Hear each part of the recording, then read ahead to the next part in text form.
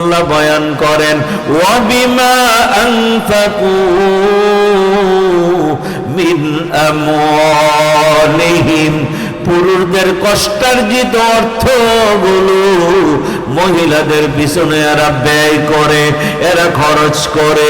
এই কারণে আল্লাহ তাআলা বলেন আমি এই দুনিয়ার সমস্ত পুরুষগুলোকে মহিলাদের সরদার বানাইলাম, শাসক বানাইলাম।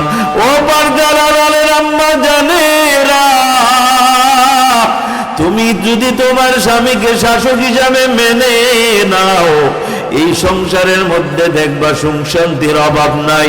নিজে সরদার হইতে যাইও না, নিজে মাতাব্বর হইতে যাইও না রে মা। স্বামীর উপর দিয়া মাতাব্বরি করিও না, স্বামীর উপর দিয়া তুমি শাসকগিরি কইরো না। এটা আল্লাহ পছন্দ করে না। আল্লাহ তাআলা নিজেই বলেছেন আমি সমস্ত পুরুষদেরকে শাসক বানায়া দিলাম দুনিয়ার সমস্ত নারীদের উপর। আবার আল্লাহ কারণ বয়ান করেছেন ও পর্দার আড়ালের আম্মা জানেরা, যেই ঘরে মহিলা সর্দার হয় ওই ঘরে বরকত থাকে না, ওই ঘরের বাচ্চাগুলো, ওই ঘরের ছেলে সন্তানগুলো বেয়াদব হয়। আজকে অনেক ঘরে আমার পুরুষ বাবাদের দাম নাই, বুড়া হইয়া গেছে বিদায় বাবা ঘরে তার দাম নাই। ছেলেরাও কথা শুনে না, মেয়েরাও বাবার কথা শুনে না। বাবা যদি সংসারে কোনো বিষয়ে কথা বলতে চায়, সংসারের অন্যরা ধমক দিয়া থামাই দেয়।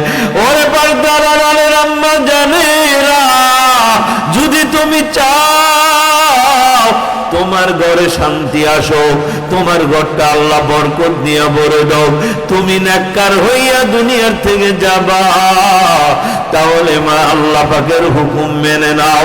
আল্লাহ পাক বলেন যেই ঘরের মহিলা স্বামীকে শাসক হিসাবে মেনে নিবে, নিজের সম্মানের পাত্র বানাইয়া নিবে, শ্রদ্ধার পাত্র বানায়া নিবে, আল্লাহ তাআলা বলেন আমি আল্লাহর এই হুকুমগুলো সব মহিলারা মানবে না। নবী আমার জিজ্ঞেস করলেন আল্লাহ তোমার এই বিধান মানবে না কেন? আল্লাহ তাআলা বলে ও নবী আমার বান্দাদের মধ্যে অনেক নিমকহারাম বান্দা হবে গো, যারা আমার নেয়ামত ভোগ করবে কিন্তু আমি আল্লাহর হুকুম মানবে না। আমি আল্লাহর এই হুকুমটাও সব মহিলারা মানবে না। কোন মহিলারা মানবে? আল্লাহ তাআলা বলেন, নিজে বলেন ফাসসালিহাত, পৃথিবীতে যেই মহিলারা নেককার, যেই নারীরা নেককার, ও নবী শুধু ওই নারীরাই আমি আল্লাহর এই হুকুম মানবি। আল্লাহর নবী জিজ্ঞেস করলেন ওরে দয়ার মালিক নেককার মহিলা কারা? এটা তো বুঝলাম, আর একটু স্পষ্ট করে যদি বইলা দিতেন আমার উম্মতের জন্য বুঝতে সুবিধা হইতো। কেমন নবী পাইলাম রে তোমরা জানো নি? যেই নবী শুধু উম্মতের সহজ, কোনটা সহজ হবে সারাটা জীবন টুকায়া গেল, রাহমাতুল লিল আলামিন, সারা জীবন শুধু উম্মতের চিন্তাই করে গেলেন। জীবনে কোনদিন ফাতেমার জন্য দুই হাত উঠাইয়া কান্দে নাই, জীবনে কোনদিন হাসান হুসাইনের জন্য দুই হাত উঠাইয়া আল্লাহর দরবারে নবী কাইদা যায় নাই, আলীর জন্য হাত উঠাইয়া কাঁদে নাই, মেয়ের জামাই হিসাবে কোনদিন তার জন্য কাঁদে নাই।